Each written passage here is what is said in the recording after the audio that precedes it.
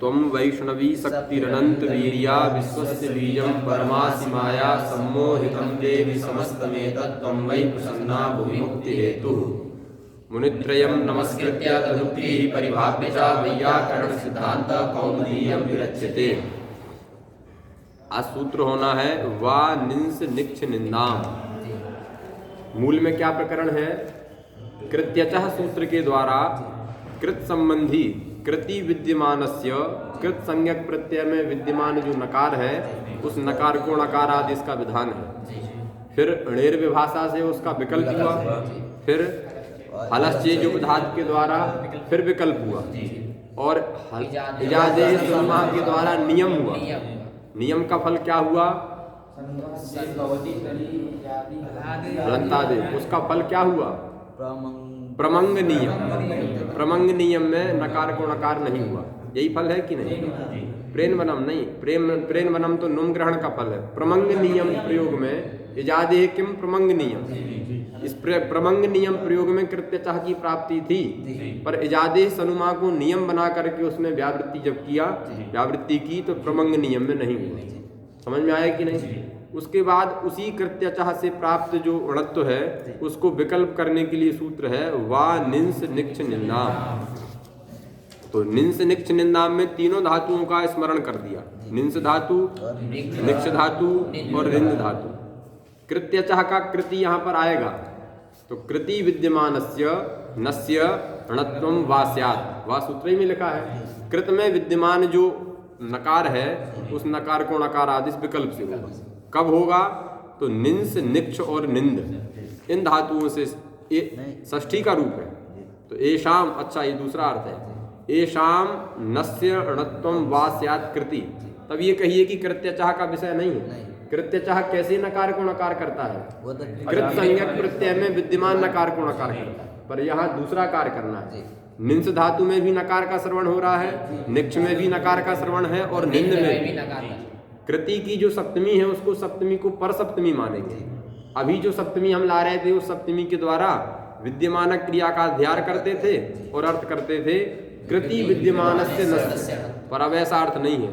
ये एको अणचि की तरह हो गया है कि कृति परे कृत संज्ञक प्रत्यय से अव्यवहित पूर्वत्व विशिष्ट जो निंस धातु, निक्ष धातु और निंद धातु तत्संबंधी जो नकार, उस नकार को नकार आदेश विकल्प से होता है। इसीलिए लिखा एसाम नस्य णो वा स्यात् कृति परे। लगा कि नहीं?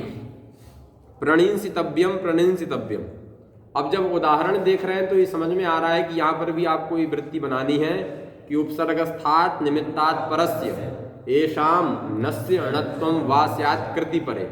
समझ में बात आई कि नहीं? ये पूरा का पूरा प्रकरण जो है उपसर्गस्थ निमित्त से परे ही लगेगा। तो इस सूत्र की प्रवृत्ति में दो प्रकार से निमित्त है, पंचम्यंत निमित्त भी है और सप्तम्यंत निमित्त भी है।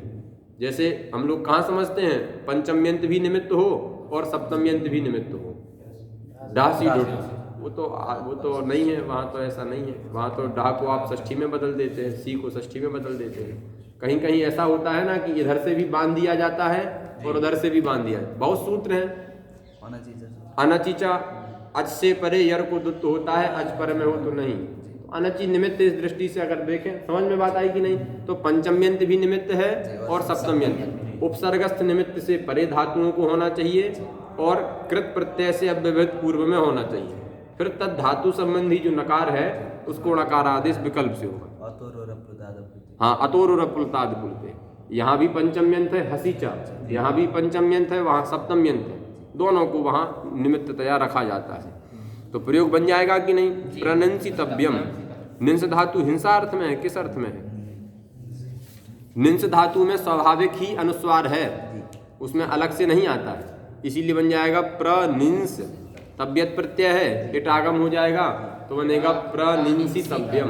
उपसर्गस्थ निमित्त से परे है, निंस धातु का नकार है, उसको नकार आदेश विकल्प से होगा तो प्रणींसितव्यम प्रणींसितव्यम दोनों प्रयोग बनेंगे। फिर क्या है निंस के बाद? निक्ष। प्रनिंचितव्यम प्रणिंचितव्यम, नकार आदेश घटित और नकार घटित। और निंद है तो प्रनिंदितव्यम प्रणिंदितव्यम। पहले नकार आदेश वाला बनाए तो प्रणिंदितव्यम और प्रनिंदितव्यम तीनों प्रयोग बनेंगे। समझ में बात आई कि नहीं? चुम्बने। हाँ, और उसके बाद फिर निक्ष धातु किस अर्थ में है? लिखा है क्या? यही सब खोजना है, नहीं तो फिर इस धातु का क्या अर्थ है उसमें देखो धातु पाठ में निक्ष धातु का क्या अर्थ है। निंद धातु तो निंदा अर्थ में है, स्पष्ट है, पर निक्ष धातु जो है निक्षेप जिससे बनता है, इसी से बनता होगा निक्षेप। धातु पाठ याद होना चाहिए इसीलिए, पर पूरा है 2000 धातुएं हैं। समझ में बात आई कि नहीं? अब कृत्यचाह की ओर आ जाना है। एक बीच में सूत्र आ गया जो धातु संबंधी नकार को नकार करता है। अब निषेध विधान करने के लिए आया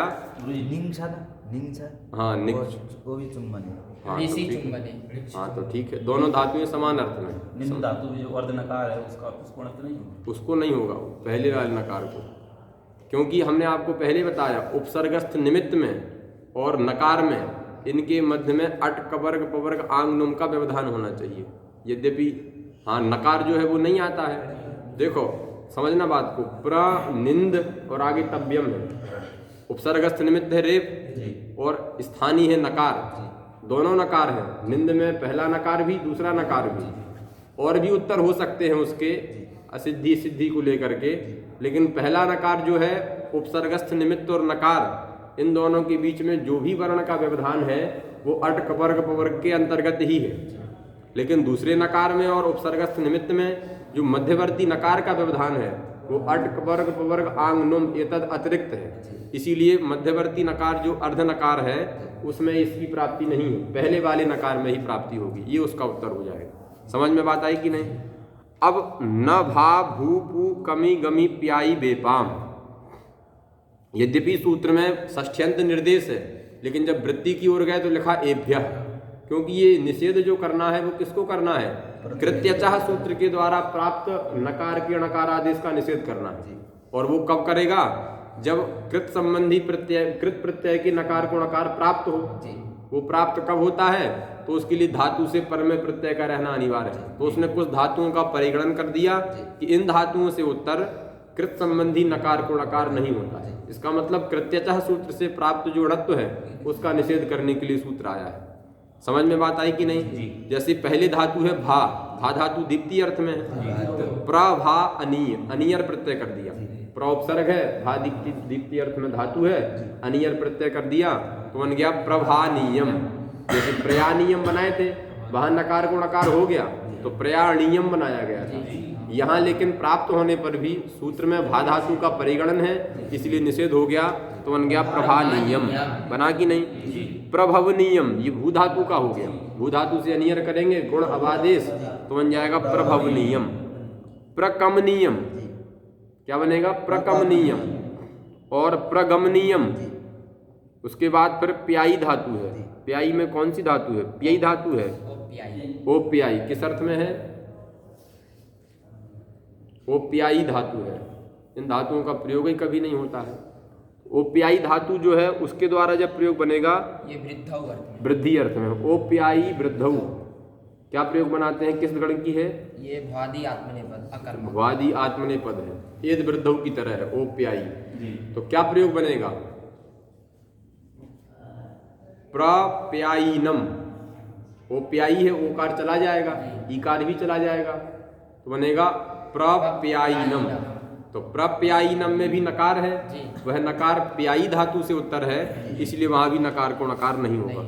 और टुवेप्री धातु है, टुवेप्री 20 संतान कंपने, टुवेप्री कंपने तो बनेगा प्रवेपनीयम। सब जगह कृत्यचः सूत्र से नकार को नकार की प्राप्ति है, लेकिन सूत्र ने निषेध कर दिया तो सारे प्रयोग बन जाएंगे। अब देखो पू धातु को हम लोग छोड़ दिए, भा भू और पू। पू धातु में दो प्रकार से है, एक तो पूय पवने और एक पूंग धातु है ना, अनवस्थाने। तो पूय पवने और पूंग दोनों धातुएं हैं। तो उसने कहा कि पूयः एव एह ग्रहणम स्थित, इसमें पू से क्योंकि सूत्र में अनुबंध विशिष्ट का निर्देश नहीं है तो पूय का भी ग्रहण प्राप्त है और पूंग का भी ग्रहण प्राप्त है।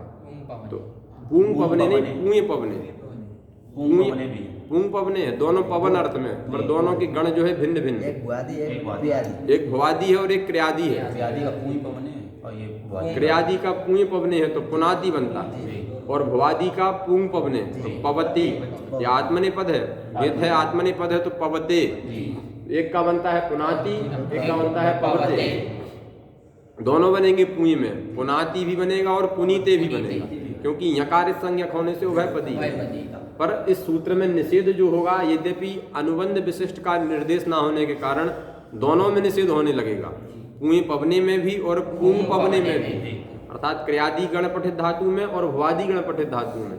लेकिन उसने कहा कि वार्तिक है पुण्यः एव एह ग्रहणमिष्यते। इस बार सूत्र में पू से पुण्य धातु का ही ग्रहण करना है, क्योंकि भाष्य में ऐसा व्याख्यान मिलता है। तो पुंग पवने में निषेध नहीं लगेगा और पुण्य पवने में निषेध लगेगा। इसीलिए पुंगस्तु प्रपवणीय सोमा कर्मणि प्रत्यय कर दिया, प्रउपसर्गक पुंग धातु से अनियर प्रत्यय प्र गुण अवादेश करके प्रपवनीय सोमः कर्मणि प्रयोग है, इसलिए सोम कर्म में प्रथमा हो गई है कि नहीं। तो प्रपवणीय हणत्व हो गया तो बन गया प्रपवणीय। और जब पुण्य पवने का रहेगा तो प्रपवनीय, वहां नकार को नकार नहीं होगा तो बनेगा प्रपवनीय। बना कि नहीं। अब यदि यह निषेध भा धातु में भी करें और भा धातु से णिच प्रत्यय करके फिर अनियर करें, दो प्रकार से है। एक तो स्वतंत्र भा धातु से अनियर करेंगे, प्रभानियम, यहाँ नकार के नकार आदेश का निषेध होगा। यदि कदाचित मध्य में णिच प्रत्यय करके फिर अनियर करें, णिजंत धातु बना करके अनियर करें, वहां निषेध की प्राप्ति है कि नहीं। तो यद्यपि प्राप्ति नहीं थी, लेकिन वार्तिक बना दिया कि अण्यंत भादी नाम उपसंख्या। सूत्र में पठित जो धातुएं हैं उनसे स्वतंत्र धातु का भी ग्रहण करना है और णिच प्रत्यय विशिष्ट जो ण्यंत धातुएं हैं उनका भी ग्रहण करना है। तो भा धातु में भी निषेध होगा और भा से णिच करके जो भापी बनेगा उस भापी धातु में भी निषेध होगा। इसीलिए आगे उदाहरण दिया प्रभाप नियम। समझ में बात आई कि नहीं। तो प्रउपसर्गक यहाँ बताओगे कि प्रभाप नियम में किस सूत्र से नकार को नकार की प्राप्ति है, या नित्य प्राप्त है या विकल्प प्राप्त है, क्या प्राप्त है। कृत्यचाह तो नित्य करेगा, तो कृत्यचाह की प्राप्ति है कि किसी दूसरे सूत्र की प्राप्ति है। किससे प्राप्त है, निर्विभाषा। पीछे बात आई थी कि नहीं। प्रयाणीयम में कृत्यचाह प्राप्त है और प्रयापणीयम इस सूत्र में जब या धातु से णिच कर देंगे तो निर्विभाषा प्राप्त है। तो प्रभानियम प्रयोग में कृत्यचाह से नित्यणत्व की प्राप्ति है और प्रभाप नियम प्रयोग में निर्विभाषा के द्वारा वैकल्पिक णत्व की प्राप्ति है। वहां भी निषेध करना है, दो प्रयोग न बना करके अणत्व अघटित ही प्रयोग बनाना है, णत्व घटित प्रयोग नहीं बनाना है। इसके लिए अण्यंत भादी नाम उपसंख्या नाम वार्तिक बनाए। समझ में बात आई कि नहीं। इसीलिए यहाँ पर नकार के नकार आदेश का निषेध हो जाएगा तो बनेगा प्रभाप नियम।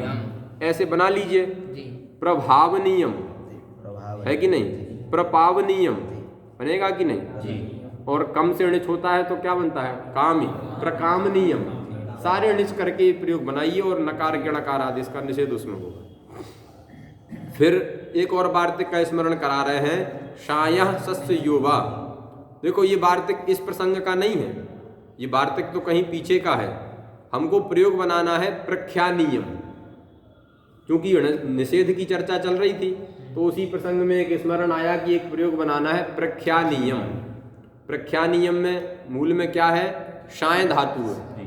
जो निर्देश लिखा है ना, शाय, खा, शा और या, शाय धातु से जब हम अनियर प्रत्यय करेंगे तो बनेगा प्र शाय, यहाँ चला जाएगा खा, शा और खा, पहले खा है फिर शा है तो बनेगा प्र क्षा अनीय।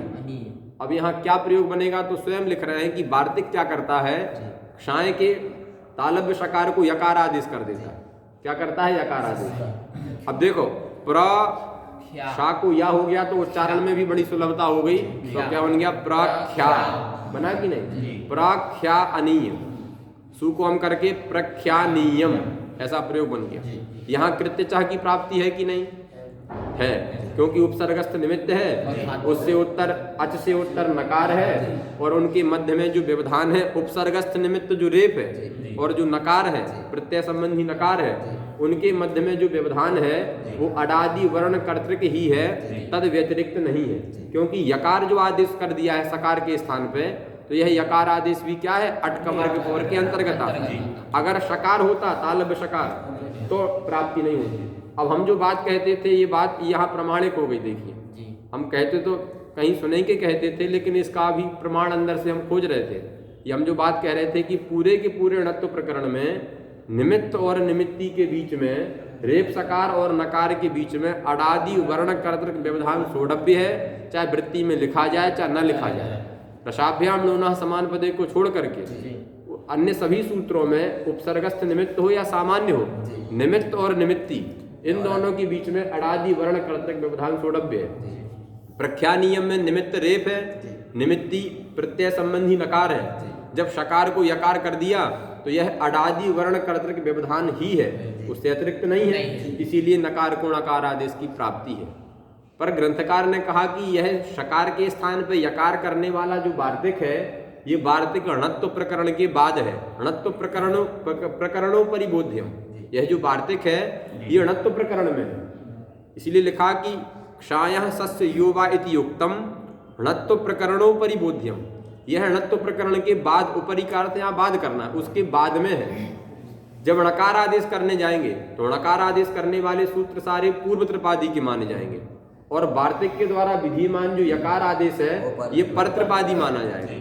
समझ में बात आई कि नहीं? चक्षिंगा ख्याय का है, चक्षिंगा ख्याय का है, चक्षिंगा ख्याय सूत्र है। ये सूत्र कितने संख्या का है? संख्या देखेंगे तब लगेगा। ग्रंथ तो सीधा सीधा कह रहा है यह वार्तिक णत्व प्रकरण के बाद का है, इसीलिए णत्व विधान करने की दृष्टि में णकार आदेश करने वाले जो सूत्र हैं वो पूर्व त्रिपादी के हैं, और यह जो यकार आदेश विधान हुआ है यह परत्रिपादी है। जब यकार आदेश करने के बाद, परत्रिपादी की प्रवृत्ति के बाद कृत्यचः सूत्र की प्राप्ति कराने जाएंगे तो णत्व विधान की दृष्टि में वह यकार आदेश असिद्ध हो जाएगा। असिद्ध हो जाएगा तो क्या मिलेगा? शकार मिलेगा, और शकार जो है वो अट कवर्ग पवर्ग के अंतर्गत नहीं आता है। इदानीम निमित्त और निमित्ती के मध्य में जो व्यवधान है वो अडादि वर्ण कर्तृक होने पर भी तद व्यतिरिक्त भी हो गया, इसीलिए व्यतिरिक्त होने के कारण यहाँ नकार को णकार आदेश नहीं होगा, तो प्रख्या नियम प्रयोग बनेगा। समझ में बात आई कि नहीं? अब देखे तब फिर इसीलिए कह रहे हैं, ऐसे नहीं। वो इसलिए उसने लिखा है कि यह वार्तिक आपको णत्व प्रकरण के बाद ही जानना चाहिए। चक्षिंगा ख्याय में सिद्धांत कौमुदी में पढ़ा है वार्तिक? देखो तुम तो खोले हो मोबाइल में, सूत्र खोलोगे तो पता चलेगा कि ये नहीं, अभी तक नहीं आया है। नहीं आया है। वही ये वार्तिक यहाँ का नहीं है। अगर ऐसा होता तो क्यों ग्रंथकार लिखते हैं? ये तो णकार आदेश का जो प्रकरण है ये त्रिपादी का प्रकरण है पूरा, इसके बाद ये वार्तिक आया है। बात समझ में आ गई कि नहीं? इसीलिए इसकी दृष्टि में वार्तिक के द्वारा विधिमान यकार आदेश असिद्ध हो जाएगा। असिद्ध हो जाएगा, सकार दिखेगा, शकार अडादि में नहीं आता है, तद व्यतिरिक्त होने से नकार को णकार आदेश की प्राप्ति नहीं है। इसीलिए लिख दिया यत्वस्य असिद्धत्वेन शकार व्यवधानात् नणत्वम। तो इससे हमारी बात भी जो है सिद्धांतित हो गई कि निमित्त और निमित्ती के बीच में अडादि वर्ण कर्तृक व्यवधान तो सोढ़व्य है। चलें तब आगे। अब प्रकरण दूसरा आ गया, ये बीच में कृत्यचाह से लेकर के और यहाँ तक अणत्व की प्राप्ति और निषेध का प्रकरण था। अब हम जो मूल में जो इस प्रकरण का नाम था कि कृदंते कृत्य प्रक्रिया, उसकी ओर बढ़ने लग गए। अब देखो कृत्य संज्ञक नाम के कितने प्रत्यय हैं? 7 प्रत्यय हैं। 7 प्रत्ययों का विधान करने के लिए तब्यत तब्बिया नियरः पहला सूत्र है, केलिमरा उपसंख्यानम वार्तिकाया, अचो यत रिहलो ण्यत और एति स्तु सास ब्रीदि जुसह क्यप, या उस प्रकार के और भी सूत्र, क्यप विधान करने वाले कई सारे सूत्र हैं जो आ रहे हैं आगे। समझ में बात आई? सारे कृत्य हैं, रिहलो ण्यत करेगा, अचो यत करेगा और कोई क्यप करेगा। यत करने वाले और भी हैं, लेकिन हमने एक दृष्टि आपको बताई। इन सारे प्रत्ययों से तत्तद कृत्य संज्ञक प्रत्ययों का विधान हो चुका है कि नहीं? उसको विधान, उन सब का अर्थ आपने क्या किया? धातु हो तब्यत तब्बिया नियरः भवन्ति, अजंतात् धातु यत् भवति, हलन्तात् यणत् भवति, एति स्तु सास ब्रीदि जुसः एभ्यः धातुभ्यः क्यप भवति। सारे कृत्य संज्ञक प्रत्ययों का विधान तत्तत् सूत्रों से प्रकृति को उद्देश्य करके हो चुका है कि नहीं? फिर भी कृत्य लुटो बहुलम सूत्र बनाया जा रहा है। अभी हम कृत्य लुटो बहुलम का व्याख्यान इस क्रम के अनुसार ना करके अपने हिसाब से करते हैं। कृत्य लुटो बहुलम में कितने पद हैं? कृत्य लुटा 1 पद है। ये किस विभक्ति का रूप है? प्रथमा बहुवचन। प्रथमा का बहुवचन है। चूंकि कृत्य संज्ञक प्रत्यय अनेक हैं इसीलिए बहुवचन का निर्देश कर दिया। देखने में तो 2 शब्द हैं, कृत्य और ल्युट, तो द्विवचन होना चाहिए, लेकिन कृत्य संज्ञक प्रत्यय अनेक हैं इस दृष्टि से क्या कर दिया, बहुवचन प्रयोग कर दिया। अगर इस सूत्र में बहुलम ना रखा जाए, अभी बहुलम को हटा दीजिए, क्योंकि हम विचार पता है क्या कर रहे हैं। अगर आप सामान्य अर्थ सूत्र का करें, जो वृत्ति जो देखने में समझ में आ रहा है कि कृत्य संज्ञक प्रत्यय और ल्युट प्रत्यय ये बहुलता से होते हैं, तो कृत्य संज्ञक 7 प्रत्यय है और ल्युट एक 8, ये 8 प्रत्यय ही बाहुलकात हो सकते हैं। पर आप तो जब पढ़ते हैं तो सारे प्रत्ययों को आप बाहुलकात कर देते हैं। आपने पढ़ा है मनोरमा में कि घय प्रत्यय भी बाहुलकात करण में हो जाता है, पर कृत्य लुटो बहुलम सूत्र तो केवल कृत्य नाम के प्रत्यय का और ल्युट प्रत्यय का ही बाहुलकात विधान करता है। घय का तो इसने विधान बाहुलकात किया नहीं। या पूरे कृत संज्ञक जो प्रत्यय हैं उनमें इन 8 के अतिरिक्त सारे प्रत्ययों को हम देखते हैं कि बाहुलकात कर दिया जाता है। स्नांति अनिम, चलो वो तो कृत्य आ गया। तो कई सारे ऐसे प्रत्यय हैं जो प्रत्यय कृत्य लुट के से भिन्न होने पर भी वहां बाहुलकात का विधान हम देखते हैं, करते हैं। इसका मतलब ये सूत्र कुछ दूसरा कर रहा है और व्यवहार हम लोगों का दूसरा देखने मिल रहा है। तब कहिए कि सूत्र में जो बहुलक ग्रहण है वही बहुलक ग्रहण इस प्रकार की कल्पना को करने में प्रमाण है। क्यों? क्योंकि अगर केवल हमें कृत्य संज्ञक प्रत्यय का और ल्युट प्रत्यय का ही बाहुलकात विधान करना होता तो सूत्र में बहुलम ग्रहण करने की आवश्यकता नहीं थी। केवल हम कितना सूत्र बनाएंगे, कृत्य लुटाह। ये कृत्य लुटाह कहाँ का प्रयोग है, प्रथमा के बहुवचन है। इसका मतलब इसमें प्रत्यय परश्च आएगा, जैसे अन्यत्र जा रहा था अचोयत में जा रहा था, यहाँ भी आएगा और अर्थ होगा कृत्य ल्युट प्रत्ययाः प्रत्ययाः पराः भवन्ति कस्मात् पराः इति जिज्ञासायाम धातुः परः भवति। समझ में आया कि नहीं? ये अर्थ जैसे हमने तब्यत तब्बिया नियरह का अर्थ किया था कि धातु से परे ये प्रत्यय होते हैं, ऐसे ही कृत्य लुटः सूत्र का अर्थ होगा धातु से परे कृत्य संज्ञक और ल्युट प्रत्यय होते हैं। पर क्या कृत्य संज्ञक प्रत्ययों का विधान धातुओं से हो नहीं चुका है? तत्त सूत्रों के द्वारा कृत्य संज्ञक प्रत्ययों का धातुओं से विधान हो चुका है। कर्णाधिकरणयोश्च या नपुंसके भावयक्ता इत्यादि सूत्रों के द्वारा ल्युट प्रत्यय का भी विधान प्रकृति विशेष को उद्देश्य करके हो चुका है। हुआ है कि नहीं? अगर कृत्य लुटा ऐसा ही सूत्र बनाते हैं तो अर्थ तो यही हो निकल के आ रहा है कि धातुओं से ये प्रत्यय होते हैं। पर अगर अवलोकन किया हमने तो सारे प्रत्यय जो हैं कृत्य लुट, इनका तत्त सूत्रों से तत्त प्रकृति विशेष को उद्देश्य करके विधान हो चुका है। तो विधान होने पर भी पुनर्विधान जो है वो व्यर्थ होगा, और व्यर्थ होकर कहेगा कि जिन जिन धातुओं से जिन जिन अर्थों में प्रत्यय का विधान है उनसे भिन्न अर्थों में भी ये प्रत्यय हो जाते हैं। कृत्य संज्ञक प्रत्यय और ल्युट प्रत्यय यद्यपि विधान होने पर भी जिस परिस्थिति विशेष में इनका विधान है उससे अतिरिक्त भी ये हो जाते हैं। यही बहुल ग्रहण का फल था। जब मिला करके हमने अर्थ किया था तो अर्थ ये निकल के आया था कि कृत्य संज्ञक प्रत्यय और ल्युट प्रत्यय बाहुलकात होते हैं।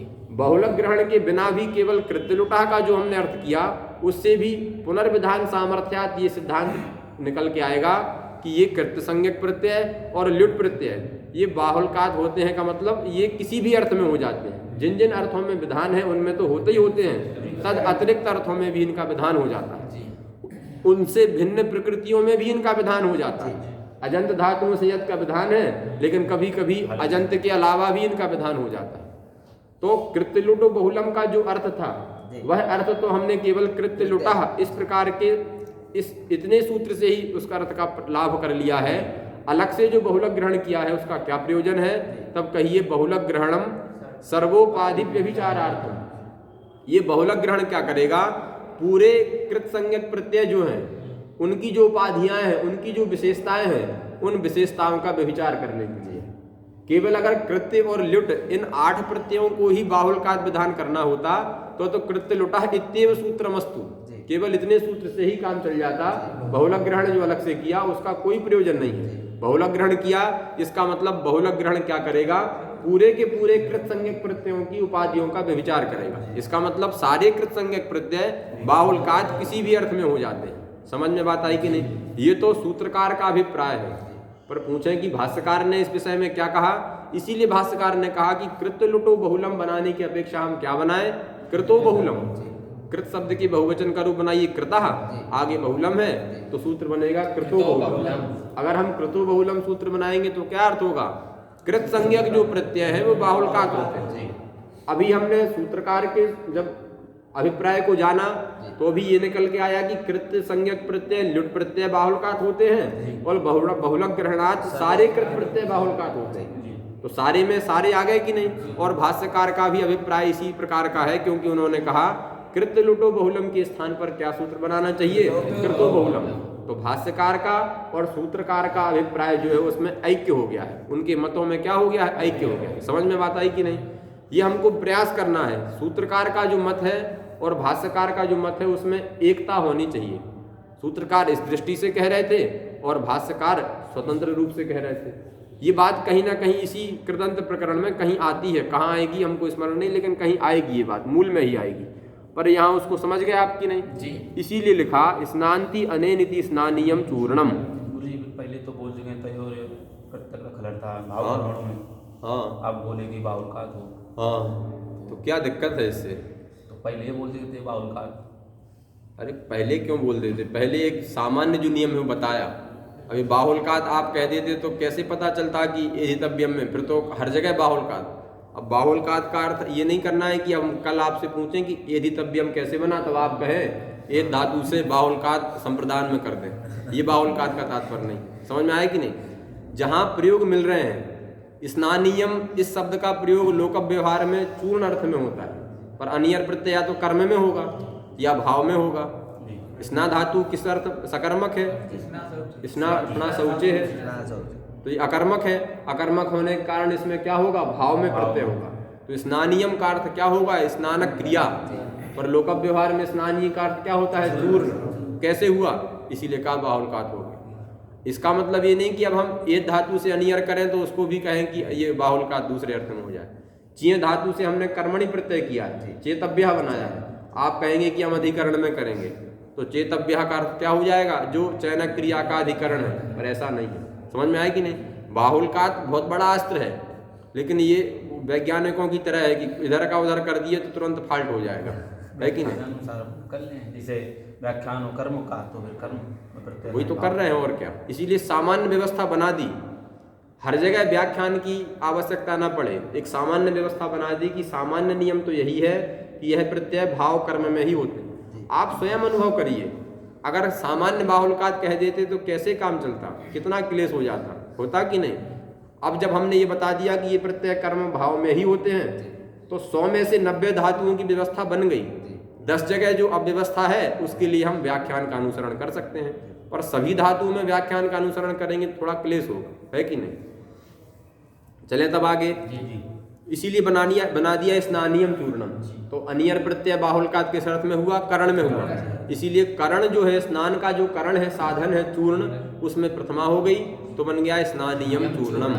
अगर सामान्य वाक्य बनाए तो देवदत्ता चूर्णेन स्नाति बनेगा कि नहीं। अगर कर्तरी प्रयोग होता, मान लो ये अनियर प्रत्यय मान लो कर्तरी होता तो चूर्ण में तृतीया आती, लेकिन चूंकि करण में हुआ है और अनियर के द्वारा करण अर्थ उक्त है, इसीलिए उक्त करण में प्रथमा हो गई और जो कर्ता होगा उसमें तृतीया हो जाएगी। देवदत्तेन स्नानियम चूर्णम। तो स्नानक क्रिया का भी बोध हो गया और करण का भी बोध हो गया। इसी प्रकार से दीयते अस्मयी इति दानियो विप्रः, अनियर प्रत्यय के अर्थ में हुआ, संप्रदान में हुआ। इसीलिए दानक क्रिया का जो संप्रदान है, कर्म द्वारा जो दानक क्रिया का संप्रदान है विप्र, उस विप्र प्रथमा हो गई तो बना दानियो विप्र। नहीं तो क्या बनना चाहिए, विप्राय गाम ददाती बनाते ही हैं। कर्तृवाच्य में विप्राय में चतुर्थी हुई, लेकिन जब संप्रदान अर्थ में प्रत्यय आया तो वहां क्या होगी, प्रथमा हो जाएगी। फिर है अचोयत, आ गया दूसरा सूत्र।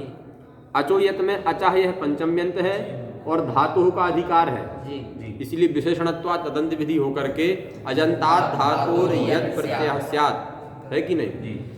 ये इसमें अच जो है वो विधान की प्रति क्या है, कारण है।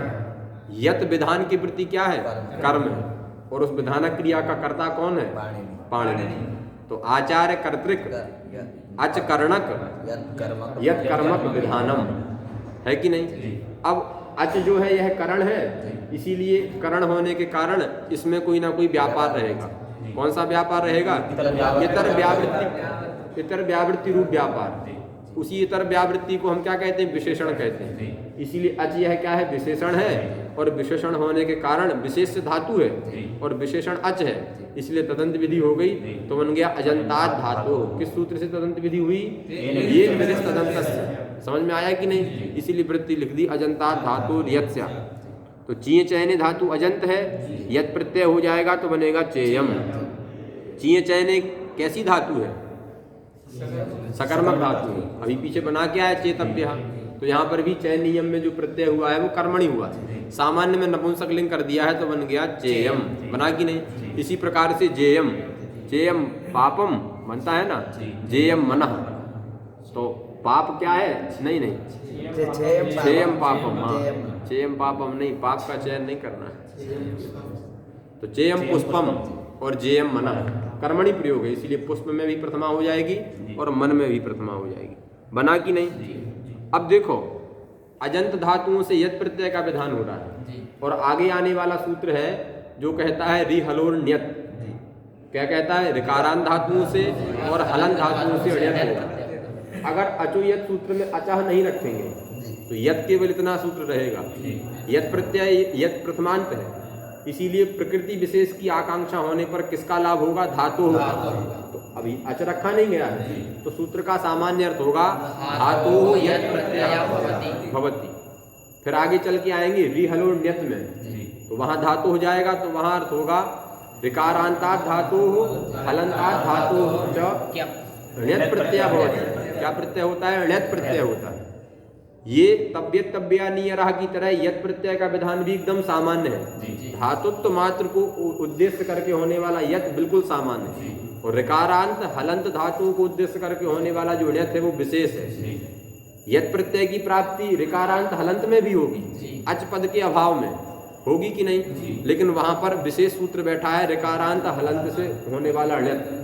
तो ण्यत यत का बाध करेगा कि नहीं, करेगा। तो सामान्य धातुओं को उद्देश्य करके होने वाला यत ऋकारांत और हलंत धातुओं के स्थल में नहीं हो पाएगा।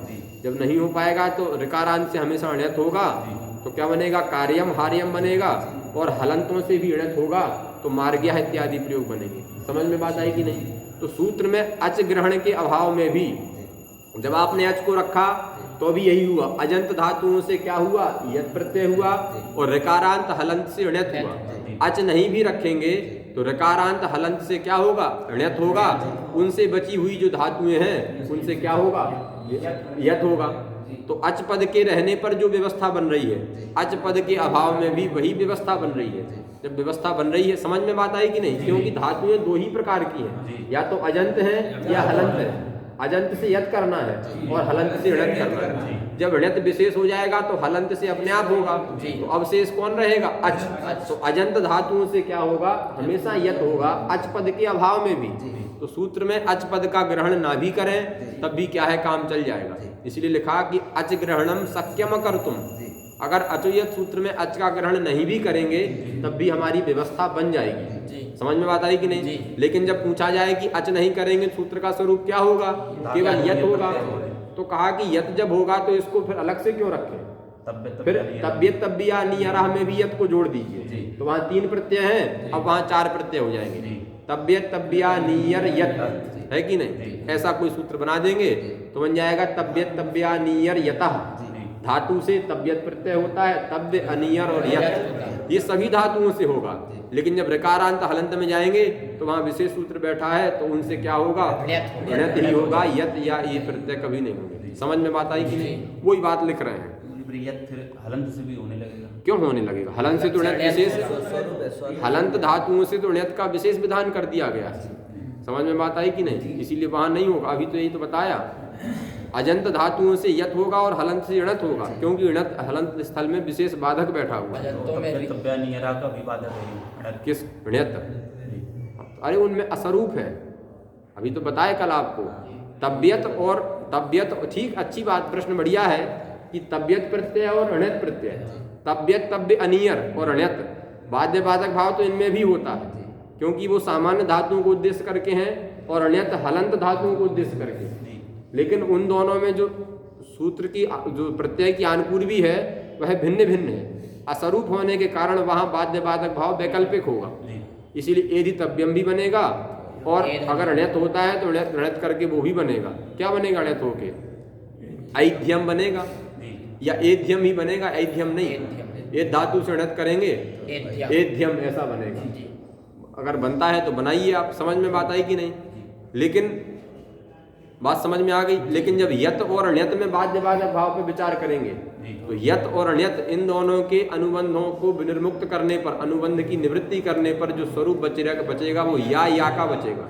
इसका मतलब ये दोनों असरूप नहीं स्वरूप हैं। इनमें बाध्यवाचक भाव कैसा होगा? नित्य होगा। तो हमेशा हलंतों से अण्यत ही होगा और तद अवशिष्ट जो ऋकारांत हलंत से अवशिष्ट जो अजंत हैं उनसे यत होगा। समझ में बात आई कि नहीं? ये भी वहां समझ लेना है। अगर हम पूछें कि नानुबंध कृतम असारूप्यम, इस परिभाषा में क्या ज्ञापक है? इस परिभाषा का लाभ हम कैसे करते हैं? इस परिभाषा का वो विभाषा वाला जो सूत्र है। क्या विभाषा वाला? ऐसे थोड़ी दधाती दधात्य विभाषा है कि नहीं? बस इतना ही हम आग उसको लगा के ले दिया। समझ में बात आई? तो बन जाएगा कि नहीं? इसीलिए लिखा कि अजग्रहणम शक्यम अकर्तुम योग विभागोपि एवं। अजग्रहण भी ना करें तो भी चलेगा और अलग से सूत्र का जो विभाग किया वह भी एवं मतलब शक्यम अकर्तुम लगा कि नहीं? योग विभागोपि कर्तुम अशक्य और अचग्रहणमपि शक्यम अकर्तुम। इसका मतलब कह रहे हैं पूरा सूत्र ही हटा दीजिए, अच को भी हटा दीजिए और यत नाम का जो अलग योग माना जाएगा, तब्यत तब्यानियर एक अलग योग है तो यत नाम का अलग योग होगा। ये भी शक्यम अकर्तुम शक्य है, ये भी करने के अयोग्य है। क्यों? क्योंकि हम तब्यतादि में ही यत का पाठ कर देंगे। इसीलिए लिखा तब्यतादिषु एव यतोपि सुपठित्वात्। समझ में बात आई कि नहीं? फिर अलग अलग क्यों किया? आचार्य की शैली है, आचार्य की रुचि है, उनको ऐसा अच्छा लग रहा था इसीलिए ऐसा कर दिया। फिर सूत्र आया ईद्यति, यति परे आतः ईत्वम स्यात् गुणः देयम। समझ में बात आई? दा धातु भी अजंत है, इससे जब यत प्रत्यय करेंगे तो आता हमें तपरकरण है, दीर्घ आकार को क्या हो जाएगा? ईकार हो जाएगा, ईकार हो जाएगा, गुण हो जाएगा तो बनेगा देयम। इसी प्रकार से ग्लेयम, ग्लई धातु है, आदेश उपदेश असिति से आत को कर देंगे तो बनेगा ग्लेयम। ग्ला यत करके यति लगा के ग्लेयम। अब हम पूछें आपसे अगर कि आदेश उपदेश असिति, इसमें असिति यह प्रसज्य है कि परिउदास है? बोलो जल्दी बोलो। प्रसज्य है। प्रसज्य है। हम परिउदास माने अगर तो शित भिन्न शित सदृश, शित भिन्न शित प्रत्यय परे रहते, मानने में तो कोई बात नहीं, हम मान लेंगे। अब देखिए ग्लई धातु है, ग्लई धातु से यत प्रत्यय करना है। यत प्रत्यय किसको मान के होता है? अजंत को मान के होता है, तो ग्लई यत बन जाएगा। परिउदास माना हमने तो सूत्र का अर्थ है उपदेश में एजंत धातु को अर्थ होता है शित भिन्न शित सदृश सादृश्यंच प्रत्ययत्वेन, प्रत्यय पर में है कि नहीं? तो ग्लई के ऐ को आ हो जाएगा, ग्ला बन जाएगा। आगे यत है, फिर इद्यति लग जाएगा, ग्ले बन जाएगा, या प्रत्यय करके आगे मिला के ग्लेयम बन जाएगा। बना कि नहीं? तो अगर परिउदास भी मान रहे हैं तब भी ग्लेयम बना कि नहीं? आदेश उपदेश असिति से। तो परिउदास को छोड़ करके जो प्रसज्य माना, क्योंकि असिति यह समस्त प्रयोग है, इसका मतलब प्रसज्य मानने का मतलब हमने असमर्थ समास की कल्पना की। कल गुरु जी पढ़ा रहे थे कि नहीं? प्रसज्य में असमर्थ समास तुम नहीं थे कल? सब तुम लोग अपने मन से रहोगे तब क्या है? रहो गुरु जी के पाठ में, चाय बना रहे हो तब क्यों नहीं रहते हो? हम देखते रहते हैं पर हम कहते नहीं है क्या है। उसमें रहो, उसको बिल्कुल मंदिर की तरह जान लो कि हमको आए ना आए जाना ही जाना है, बहुत आ जाएगा बाद में। समझ में बात आई कि नहीं? तो ग्लेयम प्रयोग की सिद्धि परिउदास मान करके भी हो जाएगी। प्रसज्य मानने में असमर्थ समास की कल्पना करना ये पहला वो है, और वाक्य भेद करना ये दूसरा दोष है, और प्राप्त का निषेध करना ये तीसरा दोष है। प्रसज्य जहाँ जहाँ कल्पित है वहाँ ये तीन दोष बने हुए हैं। असमर्थ समास की कल्पना, वाक्य भेद करके बोध करना और प्राप्त का निषेध करना, शास्त्र का बाध करना, ये तो होता है कि नहीं? अनचि चा से चा के द्वारा प्राप्त जो दुत्व है वो अनचि के द्वारा निषेध करते हैं, तो शास्त्र का बाध हो रहा है कि नहीं? क्यों ऐसी कल्पना आपने करी शास्त्र का बाध हो जाए? इससे अच्छा ऐसी कल्पना करो कि प्राप्ति ही ना हो। प्रसज्य में ये तीनों बातें हैं, परिउदास में कोई भी बात नहीं है, फिर भी यहाँ ग्लेयम प्रयोग बन भी गया। समझ में बात आई कि नहीं? फिर कैसे आप इसको व्याख्यान करेंगे? तो बता सकता है कोई? प्रसज्य मानने का क्या फल है? ग्लेयम तो हमने बना दिया, परिउदास मान करके भी ग्लेयम बन जाएगा। तो प्रसज्य मानने का ग्लेयम में अगर दोष नहीं है तो कोई ऐसा प्रयोग होना चाहिए जिसमें दोष है। कौन सा ऐसा प्रयोग है जिसमें दोष है? तो हम बता देते हैं, तब आप कहिए सुगलह। अगर प्रसज्य मानते हैं, अगर पर्युदास मानते हैं, प्रसज्य नहीं मानते हैं, तो सुगलह प्रयोग नहीं बनेगा। सूपसर्ग है और गलई धातु है, सुगलई। इससे क्या करना चाहते हैं आप? आतस्योपसर्गे, सूत्र आया कि नहीं? आतस्योपसर्गे कहता है का प्रत्यय, उपसर्ग उपपद में रहते जो आकारांत धातु है उससे का प्रत्यय होता है। जब तक आकारांत व्यवहार नहीं होगा तब तक का प्रत्यय नहीं होगा। और अगर पर्युदास मानेंगे तो क्या अर्थ होगा? एजंत धातु को आत होता है, प्रत्यय परे रहते, सिद्ध भिन्न सिद्ध सदृश कोई प्रत्यय परे रहते। जब तक का प्रत्यय पर में नहीं आएगा तब तक आत तो नहीं होगा, और जब तक आत तो नहीं होगा तब तक का प्रत्यय नहीं होगा। समझ में आया कि नहीं? इसीलिए सुगलह प्रयोग की सिद्धि नहीं होगी। अतः सुगलह प्रयोग को सिद्ध करने के लिए हमने वहां पर्युदास न मान करके प्रसज्य माना। जब प्रसज्य माना तो निश्चित हो गया कि सूत्र के दो अर्थ हैं। वाक्य भेद करके हम सूत्र के दो अर्थ करेंगे। पहला अर्थ करेंगे उपदेशे एजंतस्य धातुः आत्वं भवति, दूसरा अर्थ करेंगे क्षिति परे न भवति। तो शुक्लः, इस सुगलई इस धातु में, सुगलई जो शब्द है इसमें उपदेश अवस्था में एजंत है कि नहीं? उसको आत्त हो जाएगा। कोई शित प्रत्यय पर में तो है नहीं कि अशिति के द्वारा यहाँ निषेध होगा, इसीलिए आत्त हो जाएगा, सुगला बन जाएगा। बाद में आतस्योपसर्गे से का हो जाएगा, तो सुगलह प्रयोग की सिद्धि हो जाएगी। समझ में बात आई कि नहीं? तो सुगलह प्रयोग की सिद्धि करने के लिए आदेश उपदेशे असिति सूत्र में प्रसज्य मानना अनिवार्य है। दोष रहने पर भी, व्याख्यानगत और बोधगत क्लेश रहने पर भी हम वहाँ प्रसज्य मानते हैं। क्यों? इष्ट की सिद्धि करनी है। समझ में बात आई ना? आगे चलें। अब कुछ वार्तिक आ रहा है, तकी शशि चति यति जनेभ्यो यदवाच्य, क्योंकि ये सारी हलंत धातुएं हैं। इन सारी धातुओं में रिहलोन्यत की प्राप्ति है, पर वार्तिक ने विशेष बता दिया कि इन धातुओं के हलंत रहने पर भी यत ही होगा। तक्यम बना कि नहीं? उसके बाद फिर तक धातु हंसने अर्थ में है, तो तक्यम मतलब तक धातु हंसी अर्थ में है। शशु हिंसायाम सक्यम सस्यम, चति याचने चत्यम, यति प्रतीयतने यत्यम, और जनी प्रादुर्भावे जन्यम। बना कि नहीं? सारे प्रयोग किस प्रत्यय से बनेंगे? यत प्रत्यय से बनेंगे। क्योंकि अगर तक धातु से णत हो जाता तो अतोपधाया से वृद्धि होकर ताक्यम बनता, और हमें बनाना है तक्यम, इसीलिए यत प्रत्यय का विशेष विधान किया गया। पर पूछा जाए कि जन धातु से तो अगर आप णत करेंगे तब भी जन्यम बनेगा, और यत करेंगे तब भी जन्यम बनेगा। वार्तिक में तकी शशि चति यति, इन चारों और जनी, तो चार धातुओं में तो ण्यत और यत में अंतर आ रहा है। जब ण्यत करेंगे तो उपदा वृद्धि होगी, और यत करेंगे तो उपदा वृद्धि नहीं होगी। पर जन धातु में तो कोई अंतर नहीं है। जब ण्यत करेंगे तब भी जन्यम बनेगा, और जब यत करेंगे तब भी जन्यम बनेगा। क्यों? यत करने में तो जन्यम बना ही जाएगा, पर जब ण्यत करेंगे तो प्राप्त जो उपधा वृद्धि है उसका जनी बद्ध्योश्च सूत्र है, अनियोर वृद्धि न स्यात् प्रत्यय परे। तो णित प्रत्यय पर में रहते जन धातु को प्राप्त जो उपधा वृद्धि है उसका निषेध होकर के जन्यम बनेगा। तो वार्तिक में जन का ग्रहण, जनी धातु का ग्रहण करने का क्या प्रयोजन है? क्योंकि यत करने पर भी वही प्रयोग बन रहा है और ण्यत करने पर भी वही प्रयोग बन रहा है। तब उन्होंने उत्तर दिया कि जनेर यद विधि, जन धातु को उद्देश्य करके जो यत प्रत्यय का विधान है वो स्वरार्थ है। ण्यत करेंगे तो दूसरा स्वर होगा और यत करेंगे दूसरा स्वर होगा। यद्यपि इस प्रकार की रूप की सिद्धि तो हम ण्यत के द्वारा भी कर सकते हैं, इसीलिए ण्यतापि रूप सिद्धे है। समझ में बात आई? इसी ने कहा ण्यत करेंगे तो वृद्धि का प्रसंग होगा अन्य धातुओं की तरह, तो न च वृद्धि प्रसंग जनि बद्ध्योस्थिति निषेधात्। गुरुजी, हाँ ण्यत भी तित है, हाँ यत भी तित है, हाँ। तो स्वर तो एक ही है। अरे कहाँ स्वर एक है? देखो यतो नावाह सूत्र है, ये तित स्वरितम का विषय अलग हो गया। यतो नावाह सूत्र जो है मध्योदात्त करता है। यत प्रत्यय होने पर मध्योदात्त होगा, और ण्यत होने पर क्या होगा? यद्यपि यत प्रत्यय तित है, लेकिन यत के तित का ये फल नहीं है। वहां तो यत प्रत्यय क्या हो जाता है? वो मध्योदात्त हो जाता है यतो नावाह सूत्र के द्वारा। तो ण्यत करने में तित स्वरितम लगेगा और यत करने में यतो नावाह लगेगा। दोनों में भेद आया कि नहीं? इसीलिए जो है स्वर संबंधी प्रक्रिया बहुत वो है। समझ में बात आई? इस मध्योदात्त नहीं, आद्युदात्त। यतो नावाह लिख रहे हैं, यतो नावाह सूत्र क्या करता है? आद्युदात्त करता है। इसीलिए अगर ण्यत करेंगे तो तित स्वरितम लगेगा और यत करेंगे तो आद्युदात्त होगा। यही स्वर में भेद है। समझ में बात आई? हनो वा यद बधश्च, हन धातु को यत प्रत्यय होता है और विकल्प से बधादेश होता है। हन धातु से यत प्रत्यय हो जाएगा और बधादेश हो जाएगा तो क्या बनेगा? बध्या। यद्यपि यह भी रिहलोण्यत सूत्र के द्वारा हन धातु हलंत होने से यहाँ पर भी अण्यत प्रत्यय ही प्राप्त है। तो हन धातु से जब भी होगा अण्यत ही होगा। लेकिन वार्तिक बनाया, वार्तिक ने कहा कि हन धातु से बधादेश होता है और यत प्रत्यय होता है।